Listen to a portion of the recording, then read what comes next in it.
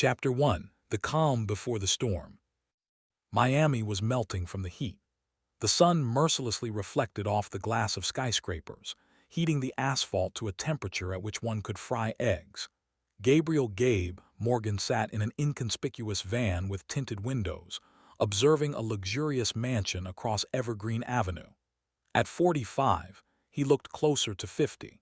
20 years in the Drug Enforcement Administration had left a network of wrinkles on his face, as deep as trenches on a battlefield.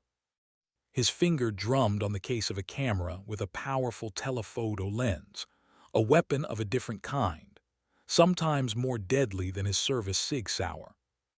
No, impossible. The voice in his head repeated these words like a broken record.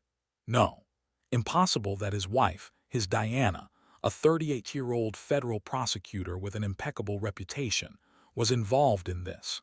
Impossible that she was connected to the man Gabe had been pursuing for the past 5 years. The man responsible for the flood of synthetic opioids that had inundated the East Coast. The man believed to be involved in the disappearance and probable death of their daughter Chloe 7 years ago. Gabe raised the camera to his eyes. Click, another click. Diana was getting out of her silver Lexus at the entrance to the Azure Shore Yacht Club. Her cream-colored business suit fit perfectly on her slender figure. Her hair, once golden and now threaded with silver, was pulled back in a strict bun. She looked exactly like a successful federal prosecutor, because that's what she was. Until last week.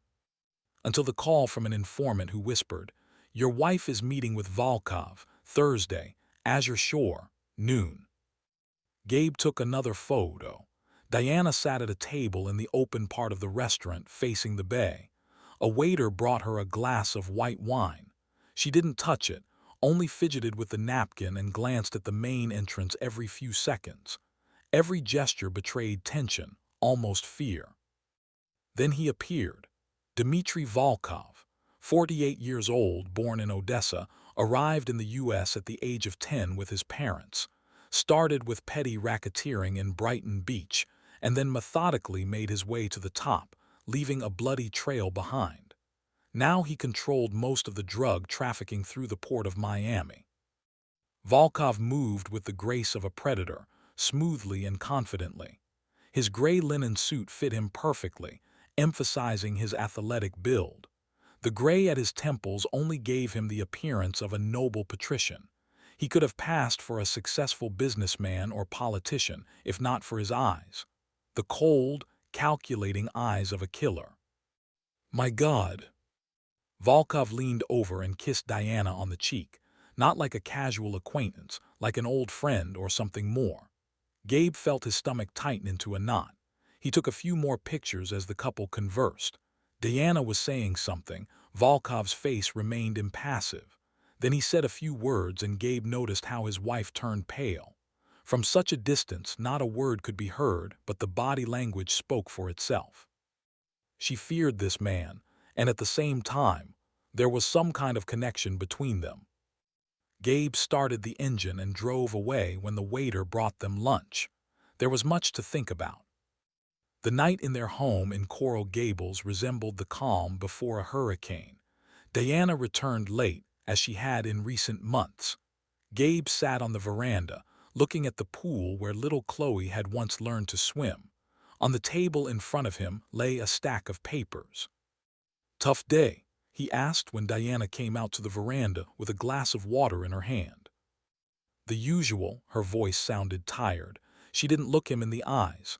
"We're preparing for the Mendes trial." A lie, such a smooth, rehearsed lie. Gabe felt a wave of anger rising inside. He suppressed it, not the time. "I was reviewing the Castillo case," he said casually. "You know, the drug dealer from Little Havana. We had irrefutable evidence, witnesses, a sting operation recorded on video, and yet the case fell apart in court." Diana froze. "These things happen," she said in an even voice. "You know how the system works." "Yes, the system." Gabe took a sip of whiskey. "Strange, but for the last 3 years, every case connected to Volkov's people somehow falls apart in court. Witnesses retract their statements. evidence is deemed inadmissible. An amazing coincidence, don't you think? She put her glass on the table so abruptly that water splashed out. What are you getting at, Gabe? Nothing, just thinking aloud. They looked at each other across the table. 20 years of marriage, and suddenly there was a gulf between them as wide as the Atlantic Ocean. I'm going to bed, said Diana. Don't stay up too late. When the sound of her footsteps died away, Gabe opened his laptop. The screen displayed a photo from a surveillance camera. Diana entering the Ocean View Towers apartments, a luxury complex owned by one of Volkov's companies. The time on the photo, 23:15, last Thursday, just when she said she was working late on an appeal. Gabe exhaled slowly and closed the laptop. He didn't want to believe what was starting to form in his head, but years of work had taught him one thing: evidence doesn't lie. People do, constantly, but not evidence. The next morning, he walked into the office of the DEA director for Miami and placed a request on the desk.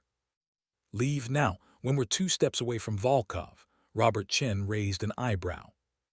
Family circumstances, Gabe's voice was steady, although everything was boiling inside. 3 weeks. I'll leave all the case materials with Stevens. Chen looked at him for several long seconds. Something happening, Gabe, you can tell me. Everything's fine, Chief, really. A lie, but a necessary one. Leaving the building, Gabe headed to a Ford parked a block away. In the trunk lay a case with tools purchased at different stores for cash over the past month. Miniature cameras, bugs, tracking devices. He had become a violator, setting up surveillance on his own wife, but he saw no other way out. His hands moved mechanically, installing cameras in the living room of their home, in Diana's office, in the bedroom. He hated himself for this invasion, but the hatred drowned in a sense of duty. If Diana was connected to Volkov, if she was involved in what was happening with witnesses and evidence, he needed to know. 2 days passed. The recordings showed nothing unusual, except that Diana seemed to be constantly in a state of tension. She often looked out the window, startled at phone calls. On the 3rd day at 23:37, her phone rang. Gabe, watching the recording in his rental apartment, saw her go out to the backyard. The directional microphone caught every word. I understand your demands, her voice was strangely formal, but I have to see her, just for a few minutes. No, I'm not violating the terms of the agreement. I know the price perfectly well. Yes, of course, at the usual time. Gabe rewound the recording and listened again. I have to see her. Her who, and what kind of agreement? The pieces of the puzzle were beginning to fall into place, but the picture was so monstrous that the mind refused to accept it.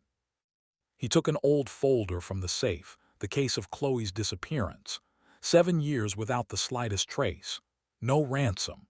No body. Nothing but emptiness and endless whys. The police suspected it might be connected to his work at the DEA, but without specific demands or contacts, this version hung in the air. The investigation gradually faded away. Gabe had always believed that Chloe was dead. Terrible, but in some ways simpler. Death is final. It can be mourned and life goes on. But if she was alive, if all these years? His gaze fell on Volkov's photo. The man he had been pursuing, not knowing that he might be holding the fate of his daughter in his hands, and his wife's. Lord, Gabe whispered into the silence of the room. What have you done, Diana?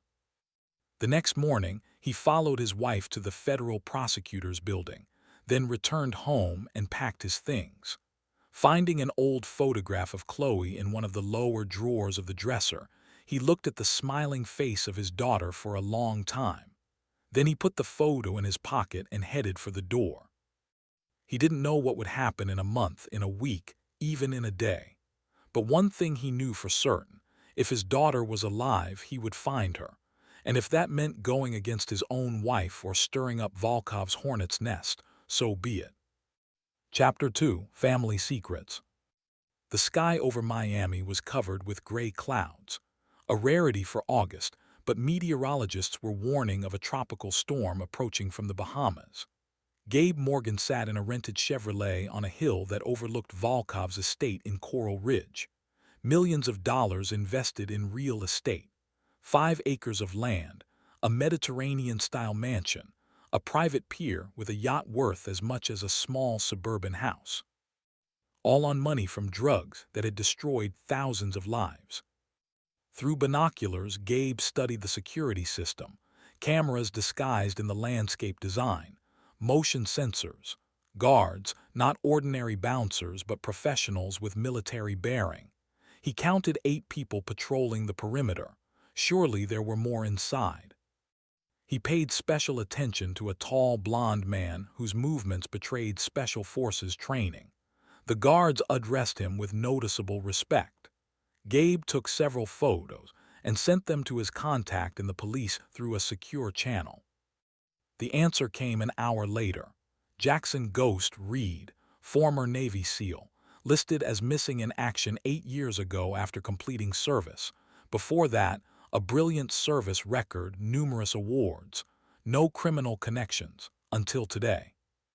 By evening, Gabe returned to his rental apartment and laid out printouts on the table.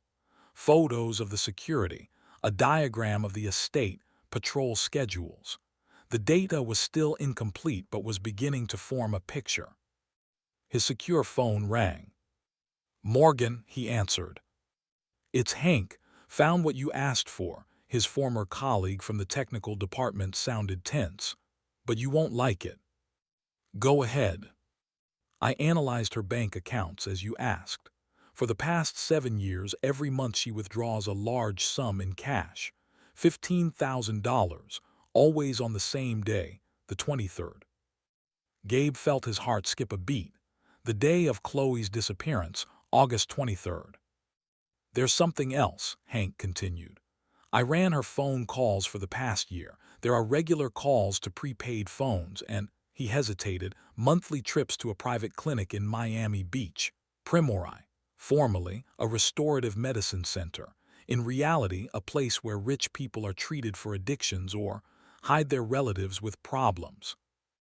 "Who owns the clinic?" "Formerly a charitable foundation, but dig deeper and you'll find connections to the Wave holding, and this holding belongs to Volkov," Gabe finished. The pieces of the puzzle were falling into place, forming a monstrous picture. "Thank you, Hank, I owe you." "Be careful, Gabe, if your suspicions are correct. These are dangerous waters." Gabe hung up and finished his cold coffee. The clinic, monthly payments, calls to disposable phones.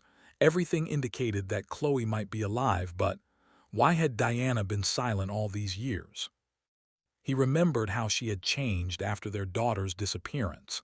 At first, she was inconsolable like himself. Then she became withdrawn, distant. He attributed it to grief, to different ways of experiencing loss. But now, what if all this time she knew that Chloe was alive? What if Volkov was using their daughter to blackmail a federal prosecutor? That would explain the failed cases, substituted evidence, vanished witnesses. Gabe grabbed his jacket and went out into the night. 40 minutes later, he parked a block away from the Primori Clinic, a modern building of glass and concrete with a view of the ocean. Security at the entrance, surveillance cameras. No getting in without a pass or invitation. He walked around the building along the perimeter, studying possible entry points. The service entrance was not guarded as carefully. Windows on the upper floors, a potential path but risky. Fire escape. Suddenly, a man appeared from around the corner. Gabe instinctively stepped back into the shadows, but it was too late. Their eyes met. Jackson Reed. For a moment, the world froze. Gabe reached for his gun, but Reed raised his hands in a calming gesture. "Agent Morgan," his voice was quiet, "I suspected you would appear here." "How do you know my name?" "I know everything about you, including that you're looking for your daughter." Gabe felt a chill run down his spine. "Where is she?"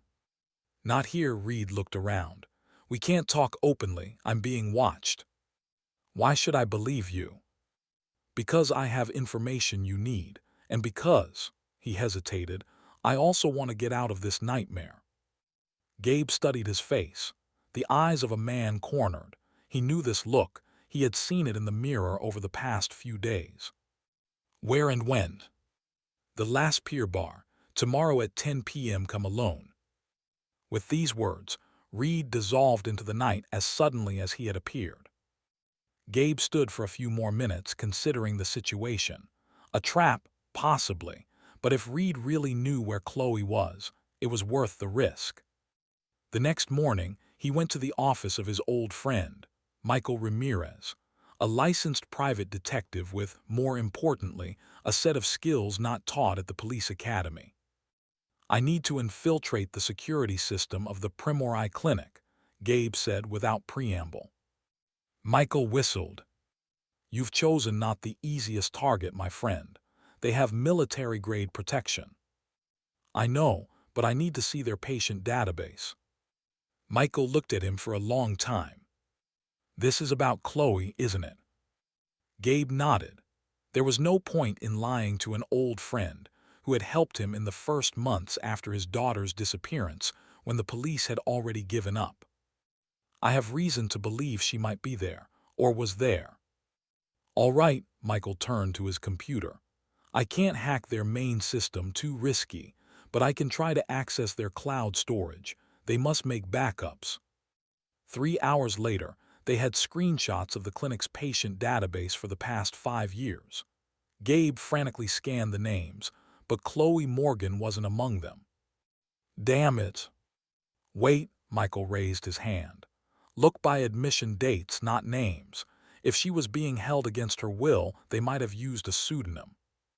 Gabe began searching for patients admitted around the date of Chloe's disappearance. The list narrowed to 4 names.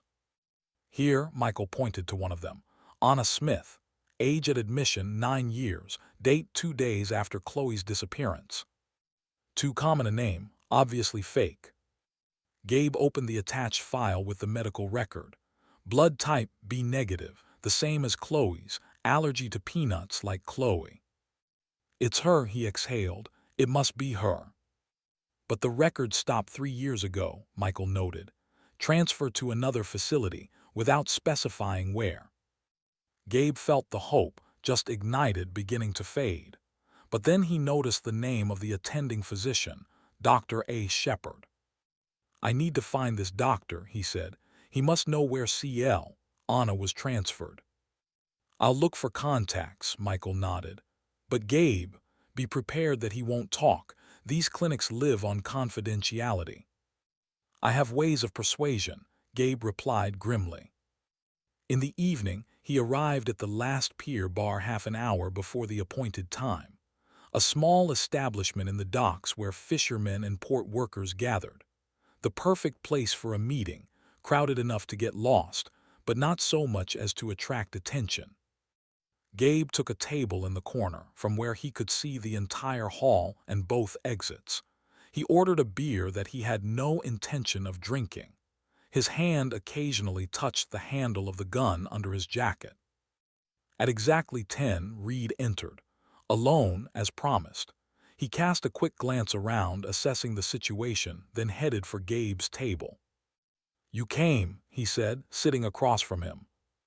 Talk, Gabe replied curtly. Reed looked tense. Shadows lay under his eyes, his hands trembled slightly, signs of a man on the edge. First, I need to know, what do you want? To put Volkov away, to take revenge on your wife, or just to find your daughter? My daughter, that's all I care about. Reed carefully studied his face, then nodded, as if he had made a decision. Chloe is alive, he said quietly. For the past 3 years, she has been living in Volkov's estate on Key Largo, a guarded island. You can only get there by boat or helicopter. Gabe felt everything inside him turn upside down. Alive. His daughter was alive.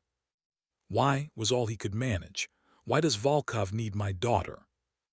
Control, Reed answered. Your wife is a federal prosecutor. She has access to information documents can influence the course of cases.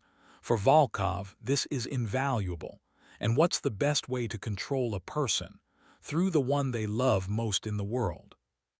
Why didn't she go to the police, to the FBI, to me for God's sake?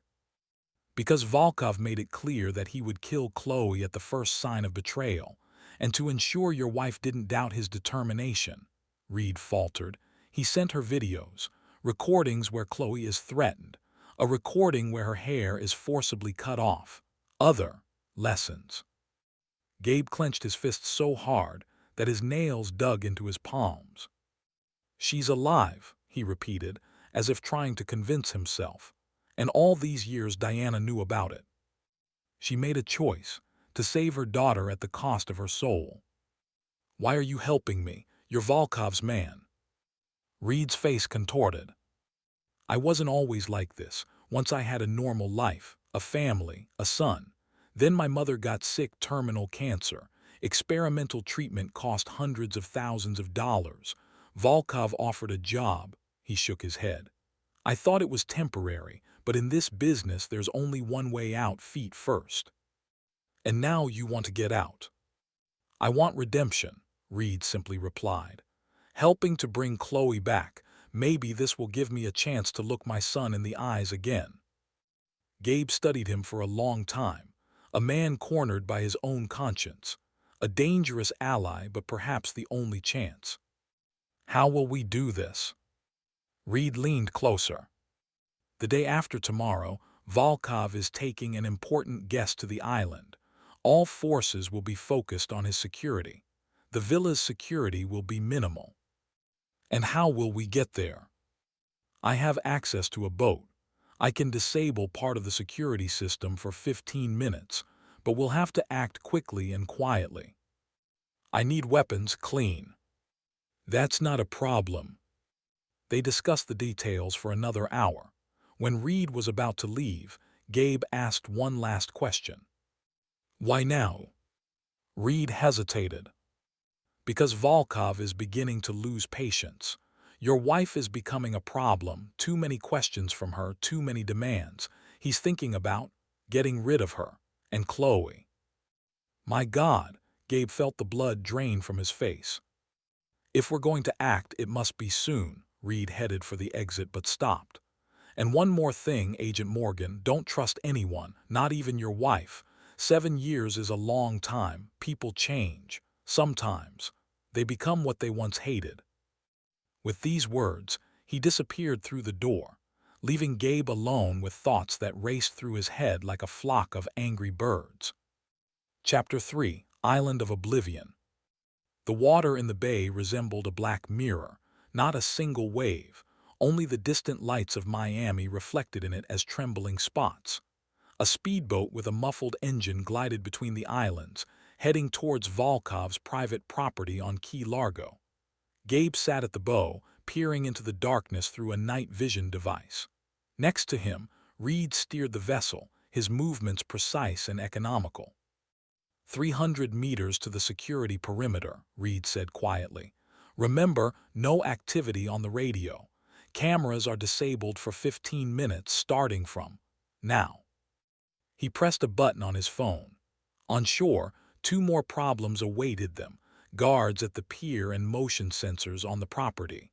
Reed promised to handle the first. The second could be bypassed by moving along a specific route that he had drawn on the map. The boat gently bumped against the pier. Reed slipped out first, Gabe following. Their dark clothes blended with the night, faces covered with balaclavas. Each had a pistol with a silencer at his belt. Gabe also carried a compact submachine gun with a silencer on his back.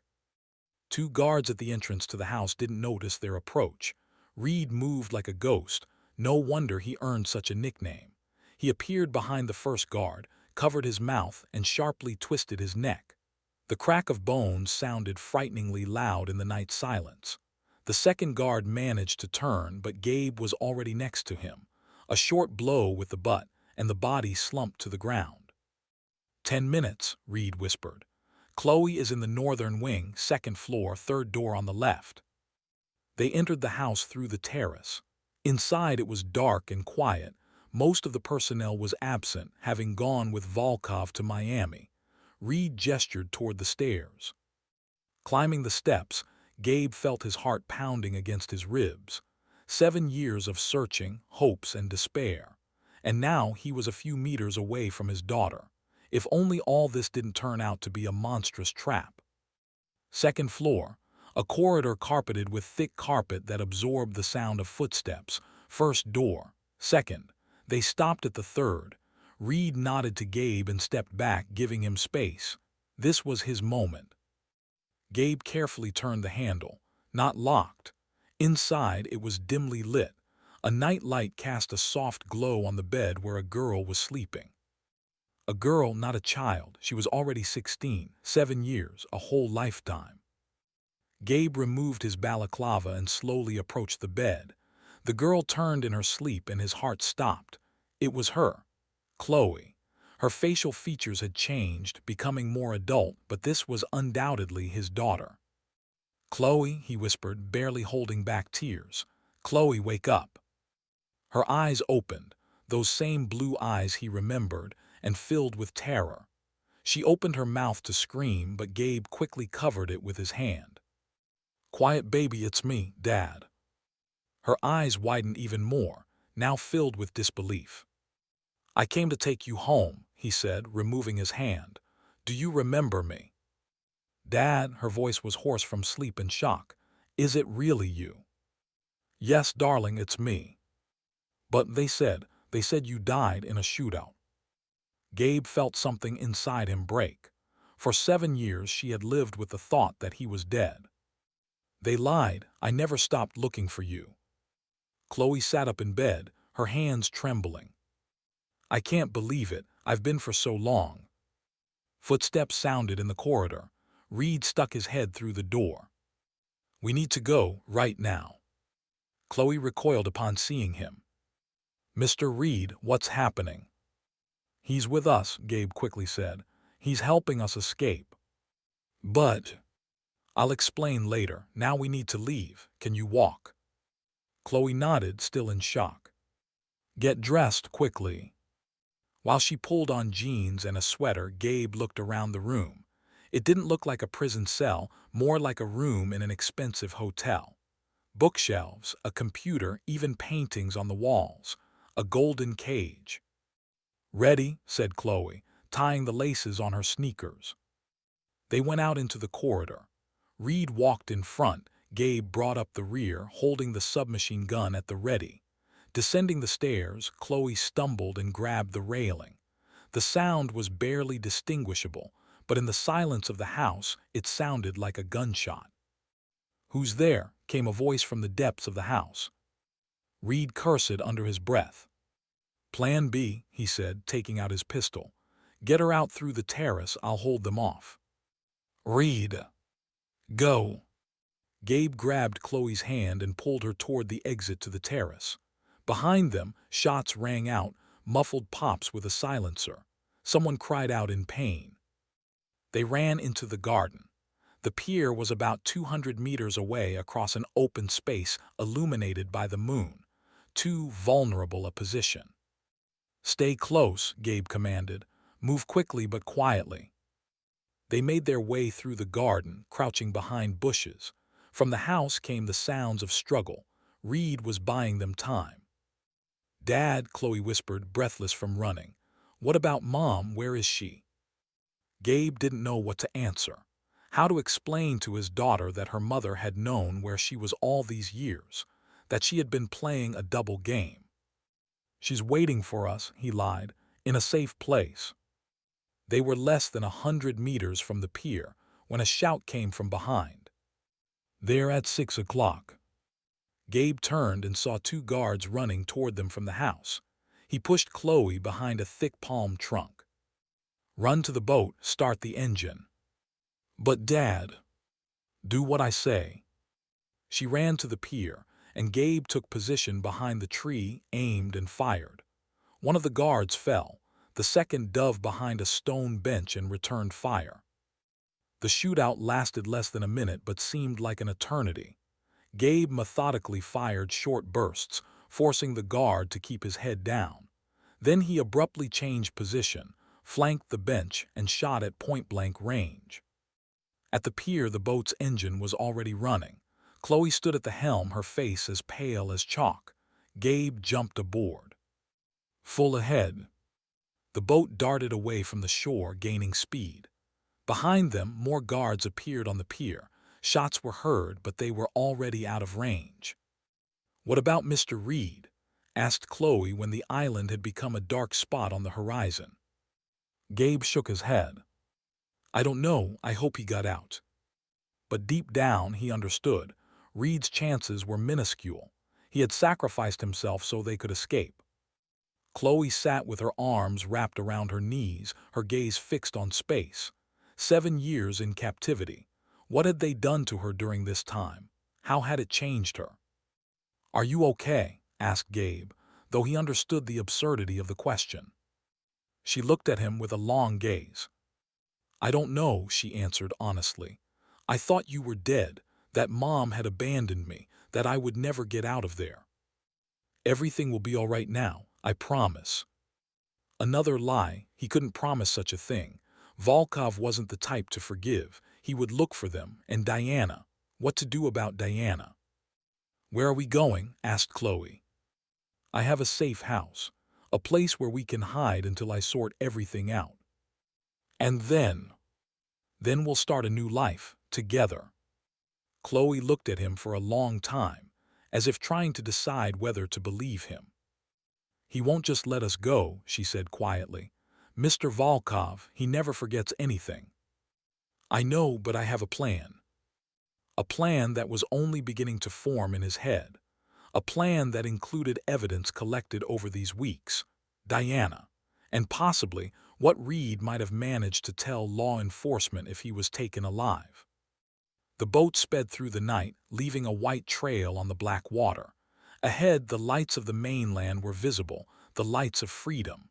But Gabe knew the real battle was just beginning. Chapter 4: Reckoning. Rain drummed on the roof of the hunting cabin in the Everglades. Gabe sat at the table, looking at the laptop screen where news headlines flickered. Shootout on a private island. 2 dead. Police searching for suspects in attack on villa of well-known businessman. Not a word about Chloe. Not a word about what had been happening on that island for the past 3 years. In the next room, his daughter slept, physically and emotionally exhausted. Her sleep wasn't peaceful. Several times she cried out and thrashed in bed. 7 years in captivity had left scars deeper than one could imagine. The phone vibrated, a message from Michael. "Police everywhere, looking for a teenage girl and a man resembling you. Volkov is using all his connections. Be careful." Gabe deleted the message. He had expected this. Volkov wasn't the type who gives up without a fight. The laptop beeped. An encrypted email had arrived. Gabe opened it and stared at the screen, unable to believe his eyes. A dossier on Jackson Reed marked urgent. "Gabe," the accompanying text read. "Reed contacted the feds, gave full testimony against Volkov in exchange for protection. He and his family have been given shelter. Below are the recorded testimonies. They concern your wife too." Gabe read the documents and his face hardened. Reed had described in detail how Volkov had kidnapped Chloe 7 years ago, how he had blackmailed Diana, forcing her to sabotage cases against his people, how he had sent her recordings with threats against her daughter to prevent her from going to the police or telling her husband. But there was something else, something Reed hadn't mentioned during their meeting. In recent months, the protocol stated, the relationship between Volkov and Mrs. Morgan changed. He began to show her signs of attention, give presents, invite her to private dinners, and she reciprocated. I cannot say whether it was a genuine attachment or part of her plan, but to observers it seemed she began to have feelings for him. Stockholm Syndrome, possibly. But her behavior became unpredictable. She began to demand more access to her daughter, more freedom for her. This alarmed Volkov. He began to suspect she might become a problem. Gabe pushed the laptop away and stood up, feeling a wave of anger rising inside. Diana and Volkov, his wife and the man who had destroyed their family. Dad. He turned around. Chloe stood in the doorway, wrapped in a blanket. Her eyes were red. She had been crying in her sleep. Hey, baby, his voice softened. Can't sleep. She shook her head and sat on the couch, tucking her legs under her, a gesture he remembered from her childhood. I want to know the truth, she said. The whole truth, about Mom, about what happened. Gabe hesitated. How much to tell a 16-year-old girl who had already experienced too much? Volkov kidnapped you to blackmail your mother, he began cautiously. She was working as a federal prosecutor, handling cases against his people. He forced her to help him, in exchange for your safety. Chloe was silent, processing the information. She knew where I was, she finally asked. Yes. All these years. It seemed so. And you? I thought you were dead. The police, the FBI, everyone thought so. Your mother. She didn't tell anyone, not even me. Chloe wrapped her arms around her knees. They told me you both had died, that I had been rescued and taken to a new family. The first year I screamed, cried, tried to escape. Then, I just accepted it. God, Chloe, Gabe knelt before her. If only I had known. But how did you find out now? Gabe told her about his suspicions, the surveillance, the meeting with Reed. Without some details, for example, about the possible relationship between Diana and Volkov. And what now, asked Chloe, do we just hide? No, we have evidence against Volkov, Reed's testimony. We can go to federal authorities, put an end to this case. And Mom? There it was, the most difficult question. Your mother, she committed crimes. By helping Volkov, she broke the law, but she did it for you. Do you hate her? Gabe looked at his daughter for a long time, trying to find the right answer. No, I can't hate her, but I can't forgive her either, not yet. Chloe nodded, a strangely adult, understanding gesture. I need to see her, she said firmly. Talk to her. It's too dangerous, Gabe objected. Volkov is probably watching her. Then let her come here. You can arrange this safely, can't you? Gabe thought about it. Her words made sense. If they could bring Diana unnoticed, if she was truly on their side, her testimony could be decisive against Volkov. All right, he decided. I'll contact her, but not directly. An hour later, he was calling Michael from a disposable phone. I need your help. Is there a way to send a message to Diana so that Volkov doesn't find out? Possibly, Michael replied. Through her secretary at the prosecutor's office. He's clean, I checked. Do it. Tell her Chloe wants to see her. I'll send the coordinates separately. Have her leave all electronic devices. She might be followed. Hanging up, Gabe felt anxious. He was opening the door to their refuge. This could be a mistake, but looking at Chloe, he realized he had to risk it. For her. The following evening, Gabe took a position on a hill overlooking the only road leading to the cabin. The rain had stopped, but the marshy area around still retained moisture. Perfect conditions.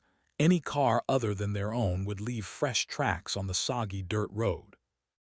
At 19:03, a vehicle appeared in the field of vision, a silver Toyota Camry, not Diana's car. A good sign, it meant she was following instructions. Gabe warned Chloe, who was waiting in the house, via radio. It might be her. Stay inside until I check. The car stopped at a safe distance. A woman got out. Even from afar, Gabe recognized his wife's figure, alone, without escort. He carefully studied the surroundings through binoculars. No movement, no signs of surveillance. Either she had really come alone or Volkov had hired top-class professionals. Gabe emerged from his hiding place and slowly headed toward her, keeping his hand on his holster. Diana saw him and froze, as if afraid to scare away a wild animal. Gabe, she said with a tremor in her voice, is it true you found her? He stopped a few steps away from her.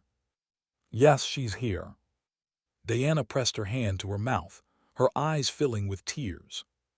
Thank God, thank God. Before you see her, Gabe said coldly, I need to know. Everything Reed said, is it true? Volkov blackmailed you with Chloe all these years. She nodded, wiping away tears. Yes, at first he just demanded information. Then that I lose evidence, confuse cases. Every time I resisted, he sent me videos, Chloe in tears, Chloe being threatened. Why didn't you tell me? He said he would kill her if I told anyone. And you too. He had people in the police and the DEA everywhere. I didn't know whom to trust. Gabe looked into her eyes, trying to see the truth. And your meetings, personal meetings with Volkov. Diana lowered her gaze. It was part of the game, she said quietly. I pretended to succumb to his charm, to lull his vigilance, to get more information. And that's all just a game. Gabe, I love only you. Everything I did was for Chloe, to keep her alive. He looked at her for a long time, then nodded toward the house. She's waiting. Inside the cabin, Chloe stood in the middle of the room, her hands clasped in front of her. Gabe could see how tense she was, every muscle, every nerve. Diana froze on the threshold. Chloe, her voice was barely audible. For a moment they looked at each other, mother and daughter, separated by 7 years of lies, fear, and helplessness. Mom, Chloe said expressionlessly. And then she rushed to her, colliding with such force that Diana staggered. They held each other in an embrace, sobbing. Gabe stood to the side, feeling like an outsider in this scene of reunion. Later, when Chloe had finally fallen asleep, exhausted by emotions, Gabe and Diana sat at the kitchen table. Between them stood a bottle of whiskey, which Diana had declined. I know everything, Gabe said, about what you did for Volkov, how you sabotaged cases, how you helped him avoid justice. I'm not proud of it, she looked at the table, but I had no choice. There's always a choice, he objected. You could have trusted me, we could have acted together. And risked Chloe's life. Instead, you chose to risk the lives of hundreds of people who died from Volkov's drugs, people whose deaths are on your conscience. Diana flinched as if struck. I know, she whispered. Every night I see their faces, every damn night. And now what? Are you ready to testify against Volkov? If it helps protect Chloe, yes. And what about you? She raised her eyes to him. What do you mean? I mean that for your crimes you'll go to prison, possibly for many years. I know, she nodded, and I'm ready for that. If that's the price for Chloe's safety, I'll pay it. Gabe looked for a long time at the woman he once knew better than himself, who shared his bed, raised their daughter, laughed at his jokes, and kissed his wounds when he returned from dangerous assignments. Now she seemed simultaneously familiar and completely foreign. You should know something, he said. Reed gave testimony to the feds, full testimony, against Volkov and against you. Diana turned pale. What exactly did he tell? Everything about how Chloe was kidnapped, about how you were blackmailed, about your relationship with Volkov. Relationship, her eyes widened. What does he mean? He claims that between you there was a connection, more personal than just blackmail.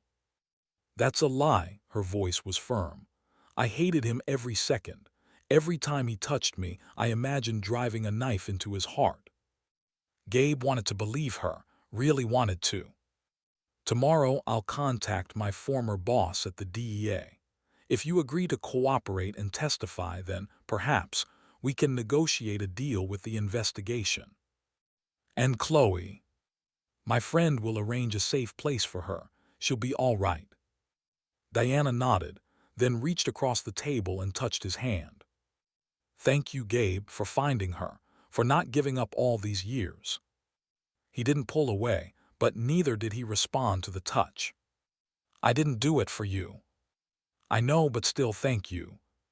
She went asleep in Chloe's room, and Gabe remained at the table, finishing the whiskey and pondering what his life had become, whether the shards of a broken family could be collected, and what would happen when Volkov realized he had lost all his leverage.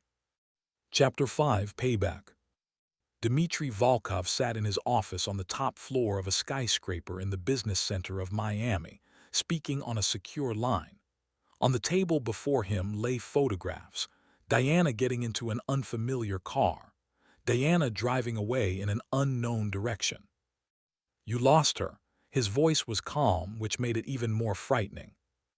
"Temporarily, sir," answered the man on the other end of the line. "She left all her devices at home, as you predicted, but we'll track the car. It's a matter of time." "We don't have time," Volkov tapped his finger on the photograph. "Her husband abducted the girl. Now he has probably contacted his wife. If they unite against me—" "We'll find them, sir. The team is already working." "Good, and find Reed for me. He should have reported yesterday." Volkov hung up and leaned back in his chair. The situation was spiraling out of control.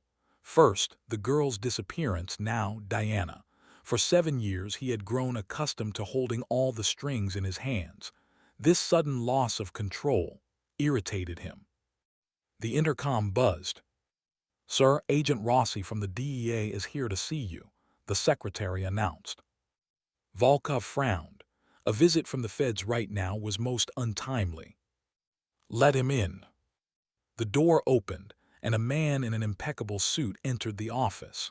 Robert Rossi, one of the high-ranking DEA agents, and one of Volkov's people in federal structures. "Dmitry," Rossi nodded, not extending his hand. "We have problems." "Sit down," Volkov pointed to an armchair. "What happened?" "Jackson Reed. He surrendered to the feds this morning, gave full testimony." Volkov felt everything inside him freeze. Reed, his right hand, a man who knew too much. What exactly did he tell? "Everything. About the girl's kidnapping, about how you blackmailed her mother, about your money laundering operation through the Primori Clinic, about corruption in the police and prosecution." "And you learned this?" "From my informant in the FBI. I managed to get a copy of his initial testimony. They already have a warrant to search your office and the clinic. Accounts are being frozen as we speak." Volkov cursed in Russian. "Traitor," he hissed. "Where is he now?"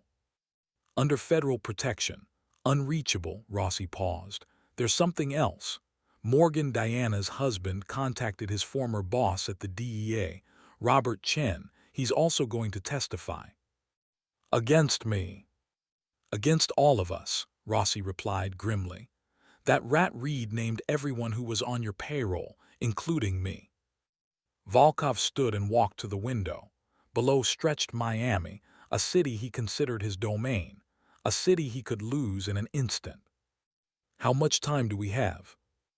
"Hours, not days." Rossi looked aged by a decade. "I destroyed everything I could, but electronic traces remain. They'll get to us, Dmitry. The question is only when." Volkov turned to him. "I won't surrender without a fight.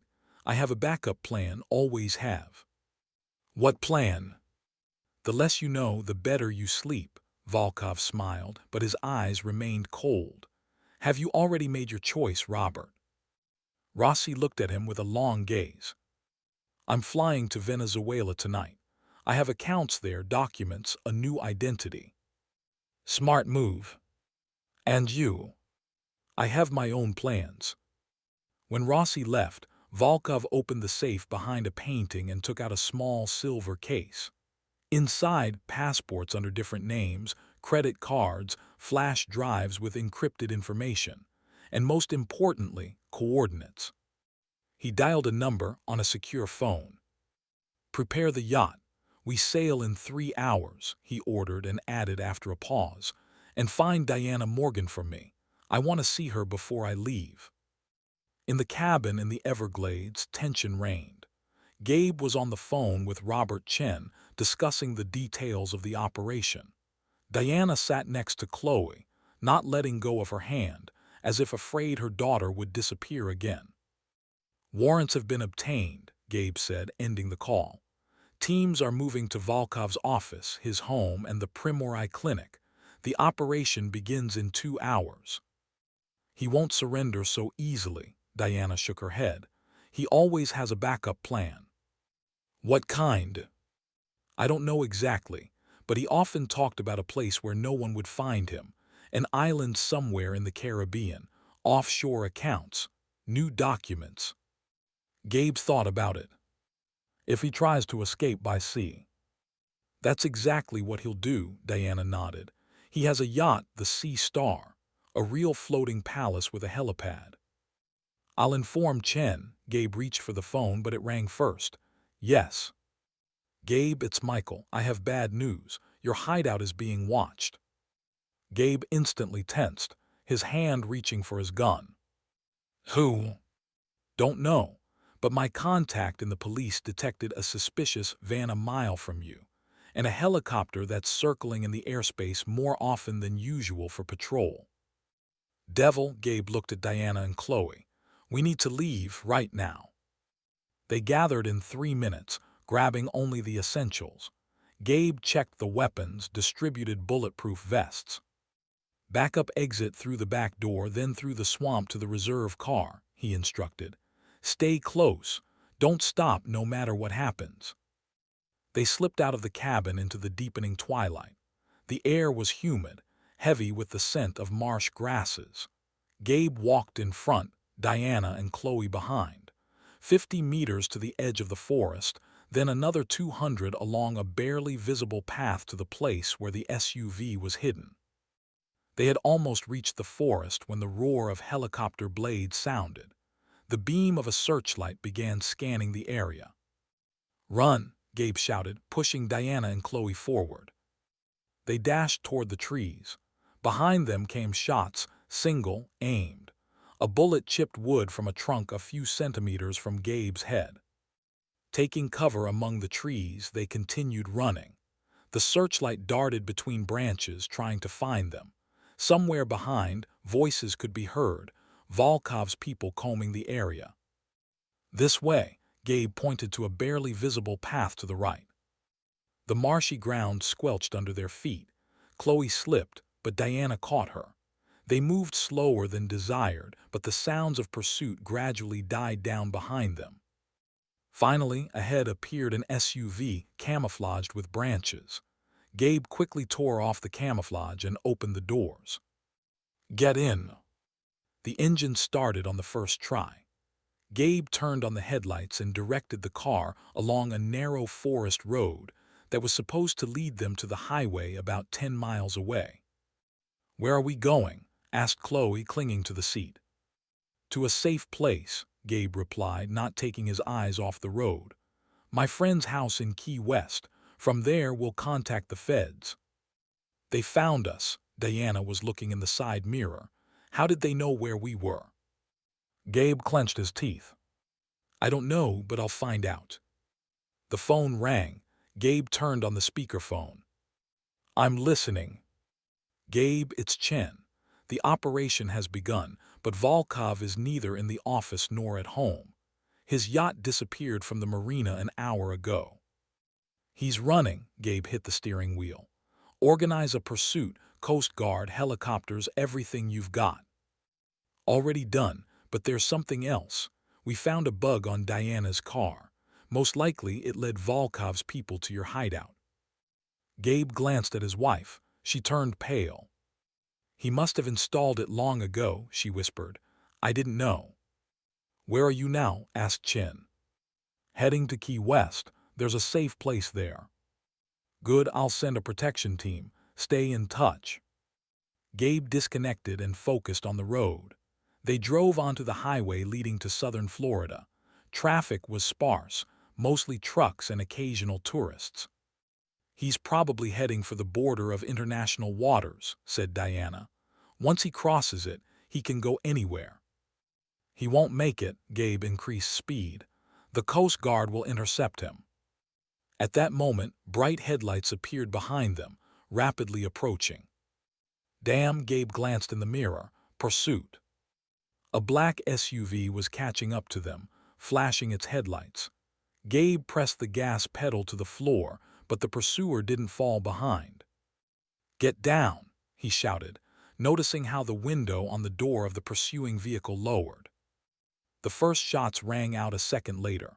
A bullet shattered the rear window, and Chloe screamed, covering her head with her hands. "Hold on." Gabe sharply turned onto a side road leading to coastal marinas.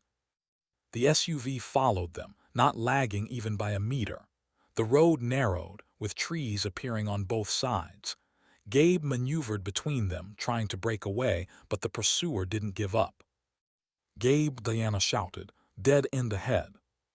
He saw the road closed sign and decided on a desperate maneuver. Instead of braking, he increased speed and directed the car straight at the rickety wooden fence enclosing the marina territory.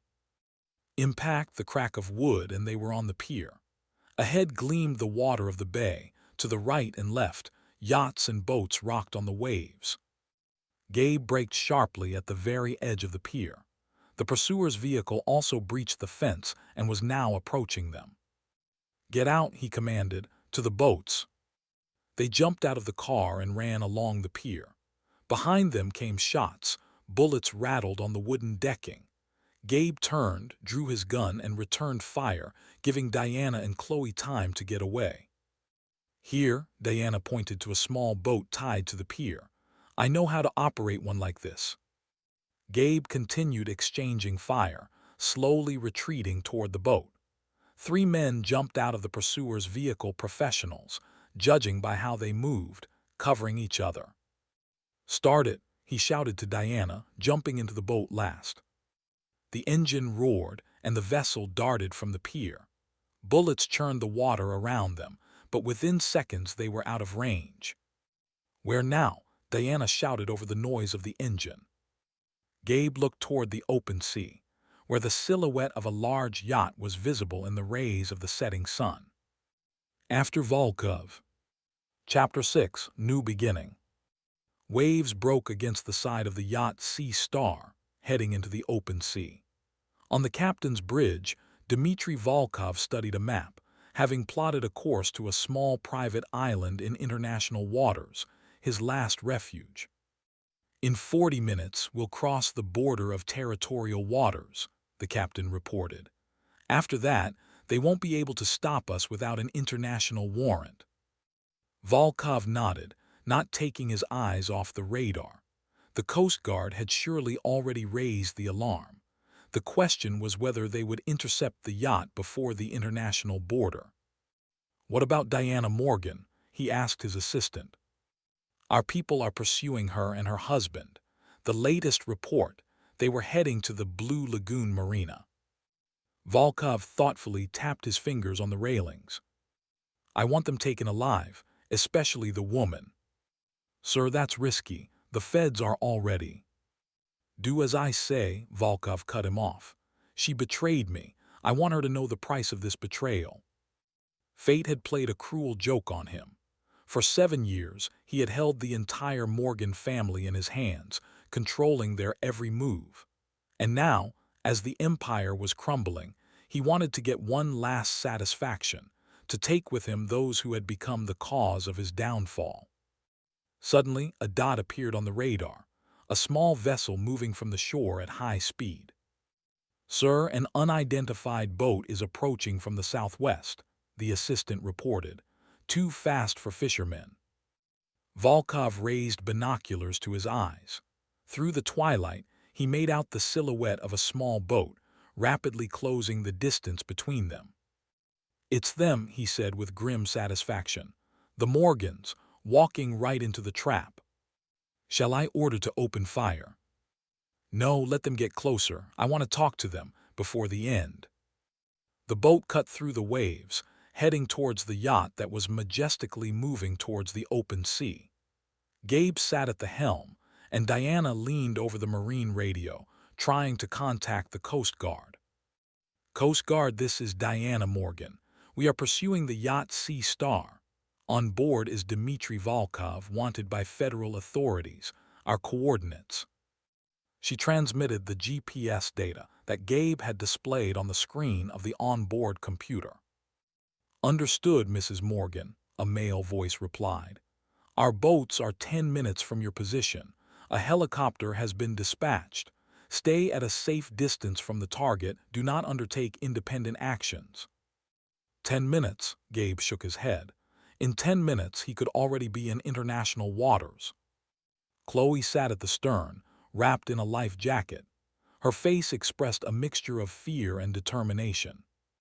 "What are we going to do?" she asked. Gabe looked at the yacht, which was no more than half a kilometer away. "I have a plan, but you won't like it." He explained what he intended to do. Diana listened, her face growing paler. "This is madness," she said when he finished. "He'll kill you." "We have no choice. If he gets away, we'll never be safe." "Then I'll go with you." "No," Gabe shook his head. "You'll stay with Chloe. If something happens to me, take the boat to a safe distance and wait for the Coast Guard. And if you're all right, then I'll give a signal, 3 flashes from the stern of the yacht." Diana looked at him, as if trying to memorize every feature of his face. "Don't do anything stupid, Gabe. Come back to us." "I promise." He kissed her on the forehead, then went to Chloe and hugged her tightly. "Everything will be all right, baby. I'll finish what I started." He handed the helm to Diana, checked his weapon, and prepared to jump. The boat approached the yacht from behind, where the hull was lower. Gabe waited for the right wave and jumped, grabbing onto a decorative projection on the side. Pulling himself up, he rolled over the railing and found himself on the lower deck. The boat turned away and moved to a safe distance, as they had agreed. Gabe moved along the side, listening. The yacht seemed almost deserted. Most of the crew was probably on the captain's bridge or in the engine room. He found a door leading inside and carefully opened it. The corridor was empty. Gabe drew his gun and moved towards the central staircase. His plan was simple: find Volkov, neutralize him, and hold him until the Coast Guard arrived. Of course, it would have been easier to just shoot him. But Gabe knew that this man should face trial for everything he had done. Climbing the stairs, Gabe found himself in a luxurious living room with panoramic windows. And he froze in the middle of the room.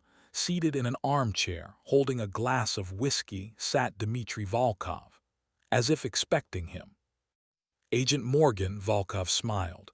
"How predictable. I knew you would come." Gabe raised his gun.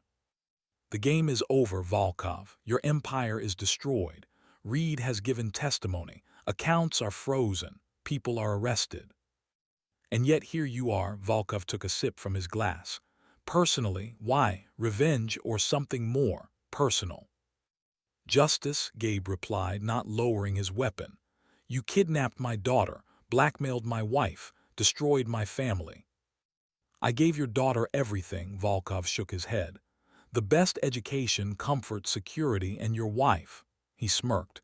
"Your wife made her choice, first out of fear, then out of something else." "Shut up," Gabe gritted, taking a step forward. "You have no right to talk about my family." "Your family?" Volkov laughed, but the laugh was devoid of joy. 7 years, Agent Morgan. 7 years Diana came to me, did everything I asked. At first she hated every second, that's true, but people change. You know what this phenomenon is called? Stockholm Syndrome.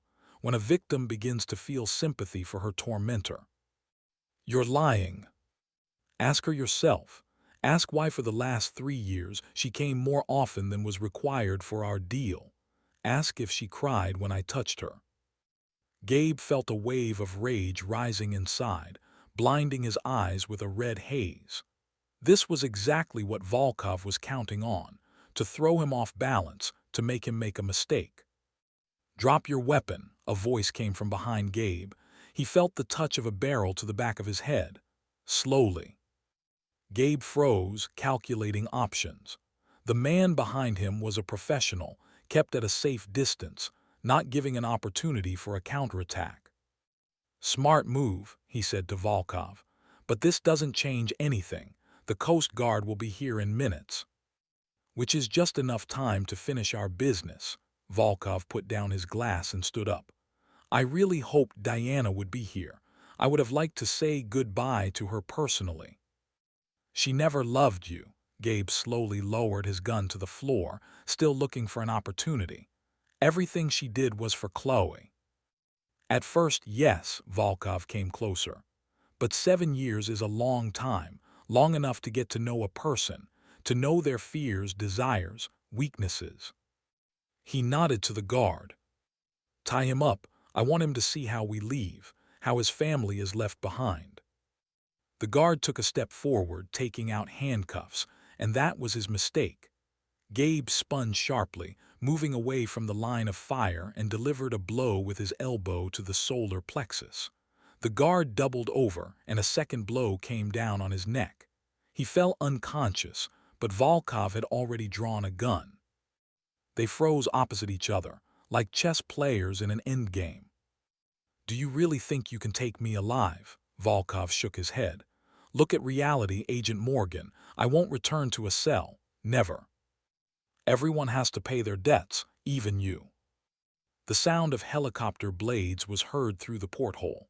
The Coast Guard had arrived earlier than expected. Volkov glanced out the window, and that second was enough. Gabe lunged forward, knocking the gun from his hand. The weapon flew aside, and they engaged in a deadly struggle.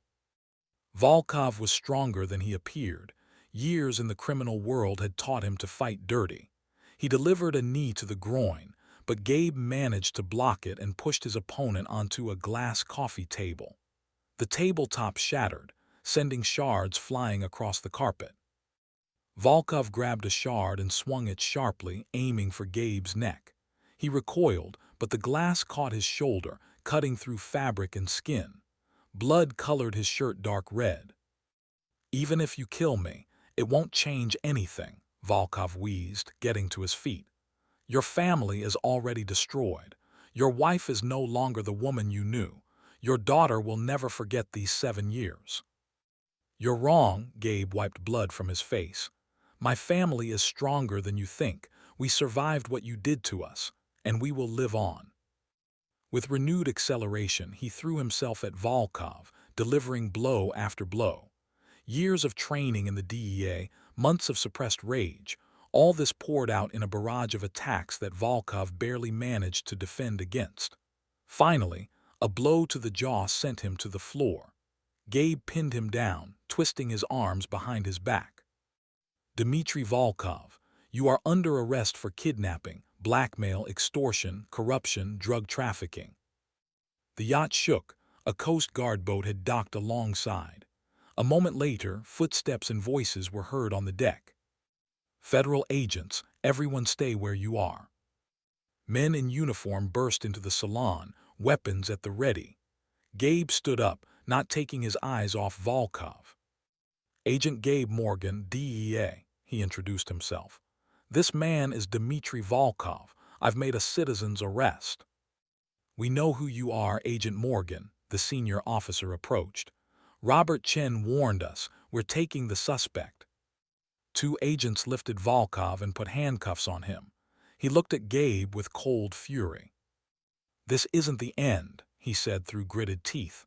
Remember my words, Morgan. You'll still regret it. It is the end, Gabe shook his head. For you, it's the end. When Volkov was led away, Gabe approached the porthole and saw a boat approaching the yacht. Diana and Chloe were on it. He took out an emergency flashlight and gave the agreed signal, 3 flashes. It's over. They could go home. 1 month later, the trial of Dmitry Volkov turned into one of the most high-profile cases of the decade. Testimony from Jackson Reed, Diana Morgan, and dozens of other witnesses created an irrefutable picture of years of criminal activity. Corruption in the police, prosecution, customs. Kidnappings, murders, drug trafficking. Diana also stood trial. For cooperation with the investigation and considering the circumstances of blackmail, she was given a minimal sentence, 2 years of probation and 500 hours of community service. Her career in the federal prosecution was over, but she did not aspire to return. Too many memories, too much pain. Jackson Reed received protection under the Witness Protection Program. His testimony became key to the prosecution.